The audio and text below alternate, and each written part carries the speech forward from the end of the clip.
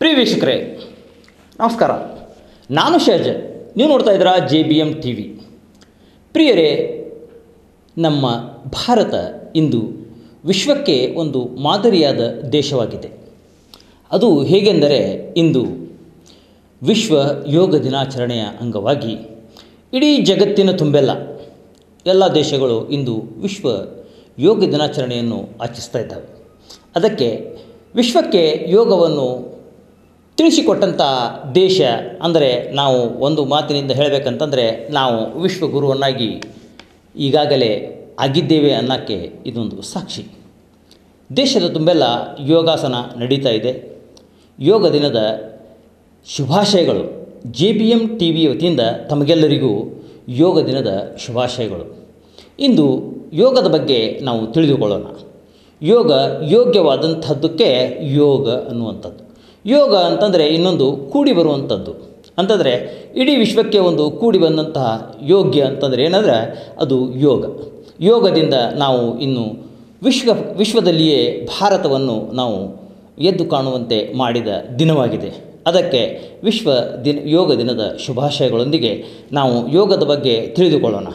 ಈಗ ನಮ್ಮ ಜೊತೆಗೆ ಯೋಗ ಗುರುಗಳು, ಅವರು ದೈಹಿಕ ಶಿಕ್ಷಕರು ಹೌದು, ಯೋಗ ಗುರುಗಳು ಹೌದು. ಅವರಿಗೆ ಈ ಕಾರ್ಯಕ್ರಮದಲ್ಲಿ ಸ್ವಾಗತ ವಹಿಸೋಣ. ಪ್ರಿಯ ವೀಕ್ಷಕರೇ, ನಮ್ಮ ಜೊತೆಗೆ ಇಂದು ಯೋಗದ ಬಗ್ಗೆ ಮಾಹಿತಿ ಕೊಡಲು ಸುಂದರ್ ರಾಮಪ್ಪ ಕುಟಕನ್ಕೇರಿ ಈ ಗುರುಗಳು, ಇವರು ದೈಹಿಕ ಶಿಕ್ಷಕರು ಹೌದು, ಯೋಗ ಗುರುಗಳು ಹೌದು. ಇವರು DC ಚಿಕ್ಕನಗೌಡ ಪ್ರೌಢಶಾಲೆಯಲ್ಲಿ ದೈಹಿಕ ಶಿಕ್ಷಕರಾಗಿಯೂ ಹಾಗೂ ಯೋಗ ತರಬೇತಿ ಕೊಡ್ತಕ್ಕಂತಹ ಒಬ್ಬ ಶಿಕ್ಷಕರಾಗಿಯೂ ಸೇವೆ ಸಲ್ಲಿಸುತ್ತಿದ್ದಾರೆ. ಗುರುಗಳೇ, ಈ ಕಾರ್ಯಕ್ರಮದಲ್ಲಿ ತಮಗೆ ತುಂಬ ಹೃದಯದ ಸ್ವಾಗತ ಬಯಸುತ್ತೇನೆ. ಪ್ರಪ್ರಥಮವಾಗಿ ಯೋಗದ ಬಗ್ಗೆ ಅಂತಂದರೆ, ಯೋಗಾಸನವನ್ನು ಕೇಳ್ತಾ ಇದ್ದೀರಿ, ಯೋಗಾಸನ ಮಾಡ್ತಾ ಇದ್ದೀರಿ. ಆದರೆ ಅದನ್ನು ಹೇಗೆ ಮಾಡಬೇಕು, ಅದರ ಲಾಭಗಳೇನು, ಅದರಿಂದ ನಮಗೆ ಪ್ರಯೋಜನವೇನು, ಅದು ಯಾತಕ್ಕಾಗಿ ಮಾಡಬೇಕು ಅನ್ನುವಂಥ ಬಗ್ಗೆ ನಾವು ಗುರುಗಳಿಂದ ಒಂದು ವಿವರವಾದಂಥ ಮಾಹಿತಿಯನ್ನು ತಿಳಿದುಕೊಳ್ಳೋಣ. ಗುರುಗಳೇ, ಯೋಗ ಅಂದರೇನು, ಈ ವಿಷಯವಾಗಿ ಒಂದು ಸ್ವಲ್ಪ ವಿಸ್ತಾರವಾಗಿ ಜನರಿಗೆ ಯೋಗದ ಬಗ್ಗೆ ಮಾಹಿತಿ ಕೊಡಿ. ವಿಶೇಷವಾಗಿ ಇಂದು ನಾವು ನಮ್ಮ ಶಾಲೆಯಲ್ಲಿ ಈ ಒಂದು ಯೋಗಾಸನವನ್ನು ಏರ್ಪಡಿಸಲಾಗಿತ್ತು. ಇಂದು ನಮ್ಮ ಶಾಲೆಯ ವಿದ್ಯಾರ್ಥಿಗಳಿಗೆ ಯೋಗಾಸನವನ್ನು ಮಾಡಿಸಲಾಯಿತು. ಮೊದಲನೇದಾಗಿ ಯೋಗ ಎಂದರೆ ಉಸಿರಾಟಕ್ಕೆ ಸಂಬಂಧಪಟ್ಟದ್ದು. ಆಸನ ಅಂದರೆ ದೇಹಕ್ಕೆ ಸಂಬಂಧಪಟ್ಟದ್ದು. ಯೋಗ ಪ್ಲಸ್ ಆಸನ ಯೋಗಾಸನ. ಯೋಗವು ಉಸಿರಾಟಕ್ಕೆ ಸಂಬಂಧಪಟ್ಟಿದ್ದು. ಉಸಿರು ಅಂತಂದರೆ ಏನು, ನಮ್ಮ ಜೀವ. ಉಸಿರು ಮೀನ್ಸ್ ಜೀವ. ನಾವೆಲ್ಲ ಮುಖ್ಯವಾಗಿ ಏನಪ್ಪ ಈ ಶರೀರಕ್ಕೆ ಬೇಕಾಗಿದ್ದು ಶುದ್ಧವಾದ ಗಾಳಿ. ಸೆಕೆಂಡ್ ಒನ್ ನೀರು. ಮೂರನೇದಾಗಿ ಆಹಾರ. ಹೀಗೆ ನಮ್ಮ ಶರೀರಕ್ಕೆ ಮೂರು ಸರಿಯಾದ ಕ್ರಮಗಳೊಳಗಿತ್ತಪ್ಪ ಅಂದ್ರೆ ನಾವು ಆರಾಮಾಗಿ ಇರ್ತೀವಿ. ಈಗ ನಮಗೆ ಮೊದಲನೇದಾಗಿ ಯೋಗ ಎಂದರೆ ಉಸಿರಾಟಕ್ಕೆ ಸಂಬಂಧಪಟ್ಟ ಕ್ರಿಯೆ. ಅಂದ್ರೆ ಉಸಿರನ್ನು ಯಾವ ರೀತಿ ನಾವು ಕ್ರಮಬದ್ಧವಾಗಿ ತೆಗೆದುಕೊಂಡಿರ್ತೇವೋ ಅದೇ ರೀತಿಯಾಗಿ ಹೊರಗೆ ಉಸಿರನ್ನು ಹಾಕಬೇಕು, ಅದೇ ಕ್ರಮಗಳೊಳಗೆ. ಅದನ್ನು ನಾವು ಏನಪ್ಪ ಅಂತಂದ್ರೆ ಅದಕ್ಕೆ ಗಮನ ಕೊಟ್ಟಾಗ ಮಾತ್ರ ನಾವು ಆ ಕಡೆ ನಾವು ಸರಿಯಾದ ಕ್ರಮದೊಳಗೆ ಉಸಿರಾಟವನ್ನು ಮಾಡ್ತೇವೆ. ಫಾರ್ ಎಕ್ಸಾಂಪಲ್, ಚಂದ್ರಾನುಲೋಮ ಅಂತ ಬರುತ್ತೆ. ಚಂದ್ರ ಮೀನ್ಸ್ ತಂಪು. ನಮಗೆ ನಮ್ಮ ಶರೀರಕ್ಕೆ ತಂಪು ಆಗಬೇಕಾದ್ರೆ ನಾವು ಏನು ಮಾಡಬೇಕಾಗತ್ತಂದ್ರೆ ಚಂದ್ರಾನುಲೋಮ ಕ್ರಿಯೆ, ಉಸಿರಾಟ ಕ್ರಿಯೆಯನ್ನು ಮಾಡಬೇಕಾಗುತ್ತದೆ. ಅದು ಅಂತಂದ್ರೆ ಬಲವರಳೆಯನ್ನು ಮುಚ್ಚಿ ಎಡವರಳೆಯಿಂದ ನಾವು ಉಸಿರಾಟ ಕ್ರಿಯೆಯನ್ನು ಮಾಡಿದಾಗ ಅದು ಚಂದ್ರಾನುಲೋಮ. ಅದೇ ರೀತಿಯಾಗಿ ಸೂರ್ಯಾನುಲೋಮ. ಸೂರ್ಯ ಅಂತಾರೆ ಬಿಸಿಯಾದ ನಮ್ಗೆ ಭಾಳ ತಂಪಾದಾಗ ನಮ್ಗೆ ಅನಿವಾರ್ಯವಾಗಿ ನಾವು ಸ್ವಲ್ಪ ಬಿಸಿ ಆಗಬೇಕಾಗತ್ತೆ. ಆ ಉದ್ದೇಶಕ್ಕೆ ನಾವು ಏನು ಮಾಡ್ತೇವೆ, ಸೂರ್ಯಾನುಲೋಮ ಮಾಡ್ತೇವೆ. ಸೂರ್ಯಾನುಲೋಮ ಮಾಡಬೇಕಾದ್ರೆ ನಾವು ಏನು ಮಾಡಬೇಕಂತಂದ್ರೆ ಎಡವರಳೆಯನ್ನು ಮುಚ್ಚಿ ಬಲವರಳೆಯಿಂದ ಉಸಿರಾಟ ಕ್ರಿಯೆಯನ್ನು ಮಾಡಬೇಕಾಗತ್ತೆ. ಅದಕ್ಕೆ ನಾವು ಸೂರ್ಯಾನುಲೋಮ ಅಂತ ಕರಿತೀವಿ. ಅದೇ ರೀತಿಯಾಗಿ ನಾಡಿಶೋಧನ ನಾಡಿಶೋಧನ ಅಂತಂತಾರೆ. ಈಗ ನೋಡ್ರಿ, ನಾವು ಡಾಕ್ಟ್ರ್ ಕಡೆ ಹೋಗ್ತೀವಿ ಆರಾಮಿಲ್ಲಾಗ. ಡಾಕ್ಟ್ರು ಫಸ್ಟ್ ಏನು ಮಾಡ್ತಾರೆ, ಕೈ ಹಿಡಿತಾರೆ ವೈದ್ಯರು. ಕೈ ಹಿಡಿದು ನೋಡ್ತಾರೆ ನಮ್ಮ ನಾಡಿ ಸರಿಯಾದ ಕ್ರಮವಾಗೈತೆ ಏನಿಲ್ಲ. ನಿಮಿಷಕ್ಕೆ 72 ಸಾವಿರ ಅದು ಸರಿಯಾದ ಕ್ರಮವಾಗೈತಿಲ್ಲ ಅಂತ ಚೆಕ್ ಮಾಡ್ತಾರೆ. ಅದು ಹೆಚ್ಚು ಕಡಿಮೆ ಇತ್ತಪ್ಪ ಅದ್ರ ಮೇಲೆ ಅವರು ಹೇಳ್ಬಿಡ್ತಾರೆ ಸ್ವಲ್ಪ ಏನು ವ್ಯತ್ಯಾಸ ಆಗಿದೆ ಅಂತ. ಅದು ನಾವು ಸರಿ ಮಾಡ್ಕೋಬೇಕಂತಾರೆ. ವೈದ್ಯರ ಬಳಿ ಹೋಗೋ ಅವಶ್ಯಕತೆ ಇಲ್ಲ. ನಾವು ಇಲ್ಲೇ ನಾವು ಉಸಿರಾಟದ ಕ್ರಿಯೆಯ ಮುಖಾಂತರ ನಾವು ನಮ್ಮ ನಾಡಿಯನ್ನು ಶುದ್ಧೀಕರಣ ಮಾಡ್ಕೊಳ್ಬೋದು.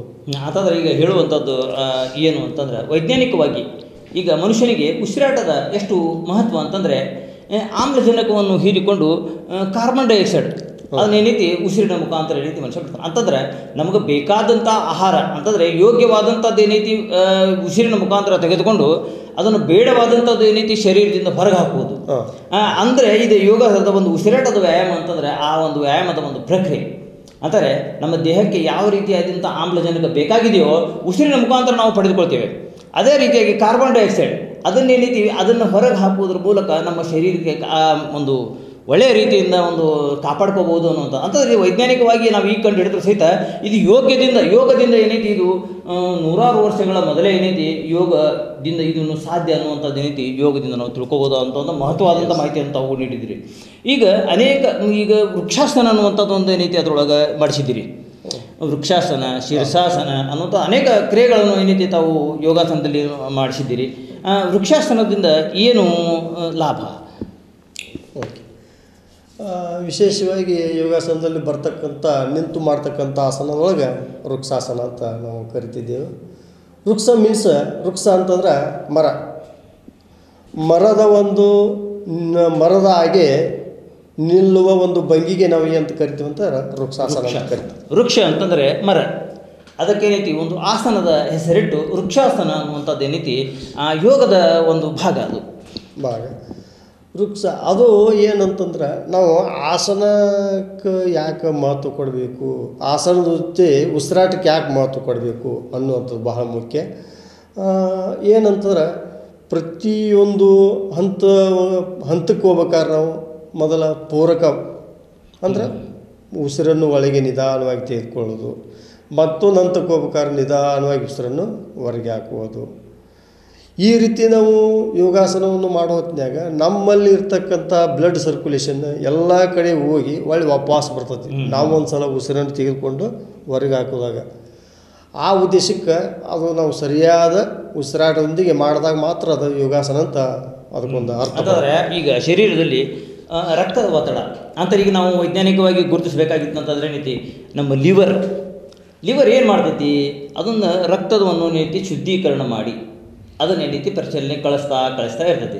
ಹೃದಯ ಅನ್ನುವಂಥದ್ದು ಏನೈತಿ ಅದಕ್ಕೆ ಒತ್ತು ಕೊಟ್ಟು ಏನೈತಿ ಬೇಕಾದನ್ನು ತೊಗೊಂಡು ಏನೈತಿ ಬೇಡದನ್ನು ಏನೈತಿ ಅದಕ್ಕೆ ಅಲ್ಲೇ ತಡೆದು ಏನೈತಿ ಅದಕ್ಕೆ ಕಾರ್ಬನ್ ಇದಕ್ಕೆ ಏನೈತಿ ಬಿಟ್ಟು ನಮ್ಗೆ ಅಂದ್ರೆ ಆರೋಗ್ಯ ಕಾಪಾಡಲಿಕ್ಕೆ ಏನೈತಿ ರಕ್ತದ ಒತ್ತಡ ಎಷ್ಟು ರಕ್ತ ಪರಿಚಲನೆ ಎಷ್ಟು ಮುಖ್ಯವೋ ಅದಕ್ಕಾಗಿ ಈ ವೃಕ್ಷಾಸನದ ಪದ್ಧತಿಯಲ್ಲಿ ನಾವು ಆ ರಕ್ತ ಪರಿಚಲನೆಯನ್ನು ಶುದ್ಧೀಕರಿಸಬಹುದು ಅನ್ನುವಂಥದ್ದು. ಇನ್ನೊಂದು ಏನು ನಮ್ಮ ಶರೀರವನ್ನು ಬ್ಯಾಲೆನ್ಸ್ ಆಗಿ ನಾವು ಬ್ಯಾಲೆನ್ಸ್ ತಡೆ ಹಿಡಿಬಹುದು.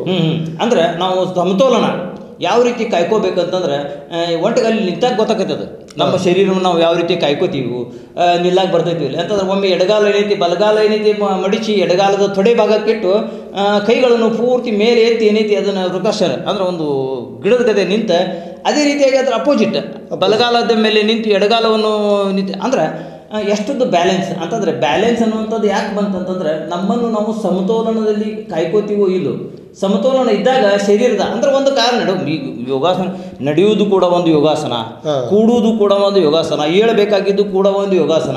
ಪ್ರತಿಯೊಂದಕ್ಕೂ ತನ್ನದೇ ಅಂತ ಪದ್ಧತಿ ಇದೆ. ನಾವು ನಡಿಬೇಕಾದ್ರೆ ಯಾವ ರೀತಿ ನಡಿಬೇಕು, ನಿಲ್ಬೇಕಾದ್ರೆ ಯಾವ ರೀತಿ ನಿಲ್ಲಬೇಕು. ಹೌದೌದು, ಯಾಕಂತ ಒಂದು ಭಂಗಿ ಇದೆ ಅಂತಂದ್ರೆ ಯೋಗ್ಯವಾದಂಥದ್ದು ಏನು ಮಾಡ್ತೀರಿ ಅದ ಯೋಗಾಸನ ಅನ್ನುವಂಥದ್ದು. ಇದಕ್ಕೆ ನಾವು ಅನ್ಬೋದು. ಈಗ ಊಟ ಮಾಡುವಾಗ ಯಾವ ರೀತಿ ಊಟ ಮಾಡಬೇಕು, ಎಷ್ಟು ಊಟ ಮಾಡಬೇಕು, ಅದು ಕೂಡ ಒಂದು ಯೋಗ. ಕೂಡಬೇಕಾದ್ರೆ ಯಾವ ರೀತಿ ಕೂಡಬೇಕು, ಹೇಳ್ಬೇಕಾದ್ರೆ ಯಾವ ರೀತಿ ಹೇಳ್ಬೇಕು, ಅದರೊಳಗೆ ನೀವು ಅಂದಿರಲ್ಲ ಸಮತೋಲನ, ಎಲ್ಲರಿಗೂ ಸಮತೋಲನ ಇದೆ. ನಾವು ಆಹಾರ ತಗೋಬೇಕಾದ್ರೂ ಸಮತೋಲನ, ನೀರು ಕುಡಿಬೇಕಾದ್ರೂ ಸಮತೋಲನ ಐತಿ. ಪ್ರತಿಯೊಂದ್ರಾಗೂ ನಾವು ಒಂದು ಲಿಮಿಟ್ ಒಳಗೆ. ಇನ್ನೊಂದು ಹೇಳ್ಬೇಕಂತಂದ್ರೆ ಶವಾಸನ ಒಂದು ಕೂಡ ತಾವು ಮಾಡಿಸಿದ್ರಿ. ಶವಾಸನದಲ್ಲಿ ಏನು ಕಂಡು ಹಿಡಿಬಹುದು ಅಂತಂದ್ರೆ ನಾವು ಯಾವ ರೀತಿಯಾಗಿ ನಿದ್ರಿಸಬೇಕು, ನಾವು ಯಾವ ರೀತಿ ಮಲಗಬೇಕು, ಯಾವ ರೀತಿಯಾಗಿ ಹೇಳ್ಬೇಕಾದ್ರೆ ಹೇಳ್ಬೇಕು ಅನ್ನುವಂಥದ್ದು ಸಹಿತ ಶವಾಸನ ಆ ವಿಧಾನದಿಂದ ನಾವು ಏನೈತಿ ಆ ಶವಾಸನದಿಂದ ಕೂಡ ನಾವು ಕಲ್ಕೋಬಹುದು. ಅಂದ್ರೆ ಪ್ರತಿಯೊಂದಕ್ಕೂ ಶಿಸ್ತು ಅನ್ನುವಂಥದ್ದು ಒಂದು ಕಲಿತ್ರೆ ಇಡೀ ಯೋಗವನ್ನುವಂಥದ್ದು ನಾವು ಸರಳವಾಗಿ ಕಲಿಯಬಹುದು ಅನ್ನೋದಕ್ಕೆ ಏನೈತಿ ಇದು ಒಂದು ತುಂಬ ಒಂದು ಒಳ್ಳೆಯ ಉದಾಹರಣೆ ಅಂತ ಅನ್ಬೋದು. ಯಾಕಂದ್ರೆ ಯೋಗಾಸನದಿಂದ ಮನುಷ್ಯ ಏನಾಗ್ತಾನಂತಂದ್ರೆ ಅವನು ಶಿಸ್ತು ಕಲ್ಕೋತಾನೆ. ಶಿಸ್ತು ಇದ್ದಂಥ ಮನುಷ್ಯ ಏನೈತಿ ಅವ ಬಹಳ ಚೆನ್ನಾಗಿ ತನ್ನ ಜೀವನವನ್ನು ಬದುಕ್ತಾನೆ. ಅದಕ್ಕೆ ಶಿಸ್ತು ಕೂಡ ಅಷ್ಟೇ, ಮತ್ತು ಎಷ್ಟು ಯೋಗ ಮುಖ್ಯವೋ ಅಷ್ಟೇ ಶಿಸ್ತು ಕೂಡ ಜೀವನದಲ್ಲಿ ಮುಖ್ಯ ಅನ್ನುವಂಥದ್ದಕ್ಕೆ ಏನೈತಿ ಇಲ್ಲಿ ನಾವು ಕಾಣಬಹುದು. ಪ್ರಿಯ ವೀಕ್ಷಕರೇ, ಇಷ್ಟೆಲ್ಲ ಮಾಹಿತಿಯನ್ನು ತಾವು ಪಡೆದುಕೊಂಡಿದ್ದೀರಿ. ಯೋಗದಿಂದ ಯೋಗ್ಯ ಮಾರ್ಗ, ಅದಕ್ಕಾಗಿ ಯೋಗವನ್ನು ದಿನನಿತ್ಯ ಮಾಡಿ. ಗುರುಗಳೇ, ಅಂತಿಮವಾಗಿ ಈ ಯೋಗಾಸನದ ಬಗ್ಗೆ ಹೇಳಿದ್ರಿ. ಈಗ ಅಂತಿಮವಾಗಿ ದರ್ಶಕರಿಗೆ ತಾವು ಏನು ಹೇಳ ಬಯಸ್ತೀರಿ? ಈ ಒಂದು ನಮ್ಮ JBM ಚಾನೆಲ್ದವರು ಈ ಒಂದು ರಾಮದುರ್ಗ ತಾಲೂಕಿನಲ್ಲಿ ಸಾಕಷ್ಟು ಒಂದು ಒಳ್ಳೆಯ ಕೆಲಸವನ್ನು ನೀಡುತ್ತಿದ್ದಾರೆ ಅಂತ ನಾನು ಈ ಮೂಲಕ ಹೇಳಕ್ಕೆ ಬಯಸ್ತೇನೆ. ಯಾಕೆಂದರೆ ನಾನು ಸಾಕಷ್ಟು ಸಲ ನೋಡಿದ್ದೀನಿ. ಶೈಕ್ಷಣಿಕವಾಗಿ ಎಲ್ಲ ಈ ಫಲಿತಾಂಶ ಬಂದ ಮೇಲೆ ಎಲ್ಲ ಮಕ್ಕಳಿಗೆ, ವಿದ್ಯಾರ್ಥಿಗಳಿಗೆ ಮೊದಲನೇ ಸ್ಥಾನ, ಎರಡನೇ ಸ್ಥಾನ ಪಡೆದಂಥ ಮಕ್ಕಳು ಎಲ್ಲರನ್ನೂ ಕರ್ಕೊಂಡ್ಬಂದು, ಶಾಸಕರು ಹಿಡ್ಕೊಂಡು, ನಮ್ಮ BO ಹಿಡ್ಕೊಂಡು ಎಲ್ಲರನ್ನೂ ಕರ್ಕೊಂಡು ಬಂದು ಅವ್ರಿಗೊಂದು ಸನ್ಮಾನ ಮಾಡಿ ಪ್ರೋತ್ಸಾಹ ಕೊಟ್ಟು ಎಲ್ಲ ರೀತಿಯಿಂದ ನಮ್ಮ JBM ದವರು ಸಾಕಷ್ಟು ಒಂದು ಶೈಕ್ಷಣಿಕವಾಗಿ ಪ್ರೋತ್ಸಾಹ ಕೊಡ್ತಾ ಇದ್ದಾರೆ. ಆನಂತರ ಇಂಥವೆಲ್ಲ ನಮ್ಮ ಸ್ಕೂಲ್ ಕಾರ್ಯಕ್ರಮವಾಗಲಿ, ಯಾವುದೇ ಶಾಲೆ ಕಾರ್ಯಕ್ರಮವಾಗಲಿ, ರಸಮಂಜರಿ ಕಾರ್ಯಕ್ರಮವಾಗಲಿ ತಮ್ಮ ಒಂದು ಮೂಲಕ ಎಲ್ಲ ಮನೆಯವರಿಗೂ ಮುಟ್ಟಿಸಲಿಕ್ಕೆ ಸಾಕಷ್ಟು ಪರಿಶ್ರಮ ಪಡ್ತಾ ಇದ್ದಾರೆ. ಅದೇ ರೀತಿಯಾಗಿ ಆರ್ಥಿಕವಾಗಿ ಸಾಕಷ್ಟು ಜನರಿಗೆ ಸಹಾಯ ಮಾಡ್ತಾ ಇದ್ದಾರೆ. ಮತ್ತು ಸಾಮಾಜಿಕವಾಗಿ ಯಾವ ರೀತಿ ನಾವು ಜೀವನದೊಳಗೆ ಇರಬೇಕು, ಸಾಂಸ್ಕೃತಿಕವಾಗಿ ನಾವು ಯಾವ ರೀತಿ ಇರಬೇಕು ಅನ್ನೋದನ್ನು ಸಾಕಷ್ಟು ನಾನು ನೋಡ್ತಾ ಇದ್ದೀನಿ. ಸಾಕಷ್ಟು ಎಲ್ಲ ರೀತಿಯ ಪ್ರೋತ್ಸಾಹ ಕೊಟ್ಟಿದ್ದಾರೆ. ಇವತ್ತಿನ ಕಾರ್ಯಕ್ರಮಕ್ಕೆ ಈ ಒಂದು ಕಾರ್ಯಕ್ರಮ ಶೋಭೆ ಇದಕ್ಕಾಗಿ ನಮ್ಮ JBM ಟೀಮ್ದವ್ರಿಗೂ ಮತ್ತು ನಮ್ಮ ಶಬ್ಬೀರವ್ರಿಗೂ ನಾನು ಧನ್ಯವಾದಗಳನ್ನು ಹೇಳ್ತಾ ತುಂಬ ಧನ್ಯವಾದಗಳು. ಪ್ರಿಯ ವೀಕ್ಷಕರೇ, ನಾವು ಪ್ರತಿಯೊಂದು ವಿಷಯವು ತಮಗೆ ವಿವರವಾದಂಥ ಮಾಹಿತಿಯ ಜೊತೆಗೆ ತಮಗೆ ಈ ಕಾರ್ಯಕ್ರಮವನ್ನು ನೀಡ್ತಾ ಇದ್ದೇವೆ. ಈ ಕಾರ್ಯಕ್ರಮ ಕೇವಲ ಯೋಗಕ್ಕೆ ಸೀಮಿತವಾಗಿರದೆ ತಾವು ದಿನನಿತ್ಯ ಯೋಗವನ್ನು ಮಾಡುವುದರಿಂದ ಯೋಗ್ಯ ವ್ಯಕ್ತಿಗಳಾಗಿ ಜೀವನವನ್ನು ಸಾಗಿಸಬಹುದು ಅನ್ನುವುದಕ್ಕೆ ಈ ಯೋಗ ದಿನದ ಶುಭಾಶಯಗಳೊಂದಿಗೆ ಈ ಕಾರ್ಯಕ್ರಮ ನಾವು ಇಲ್ಲಿಗೆ ಮುಕ್ತ ಮಾಡ್ತಾ ಇದ್ದೇವೆ.